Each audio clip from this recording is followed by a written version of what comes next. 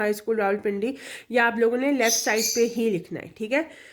ये सेम इधर नीचे भी योर्स ओबीडियंटली, जो भी आपका नाम है, ठीक है। ये XYZ मैंने इसलिए लिखा हुआ है कि जो भी नाम है आपका, जो भी नाम हुआ आप यहाँ पे अपना नाम लिखेंगे, ठीक है। मतलब यहाँ पे जो भी आपका नाम हुआ आप वो लिखेंगे, ठीक है।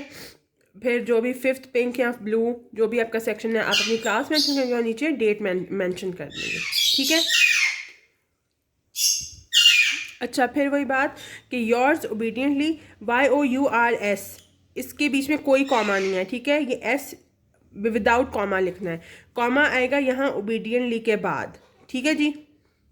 बस योर्स ओबीडियंटली के बाद कॉमा आएगा, बाकी यहाँ नीचे कोई कॉमा नहीं है। यहाँ पे आप अपना नाम लिखेंगे, यहाँ पे अपनी क्लास लिखेंगे और यहाँ पे नीचे डेट मेंशन करेंगे, दैट्स इट। सही है, कोई कन्फ्यूजन नहीं।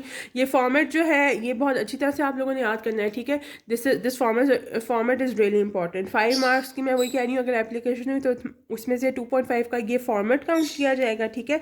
फॉर्मेट में आपका क्या आता है, to principal, rainbow foundation high school Rawalpindi, respected madam, ठीक है। ये फॉर्मेट का पहला पार्ट है। फॉर्मेट का दूसरा पार्ट होता है yours obediently comma name class date, ठीक है। ये फॉर्मेट में आता है। ये नीचे तो ये बीच में जो आप लिखते हैं सारा ये आपका जो भी जिस वजह से आप लिख रहे होते हैं वो होता है, ठीक है। But this format is very very important, सही है। तो कोई चीज़ ना समझ आए तो प्लीज़ मुझसे पूछ लीजिएगा। Good luck.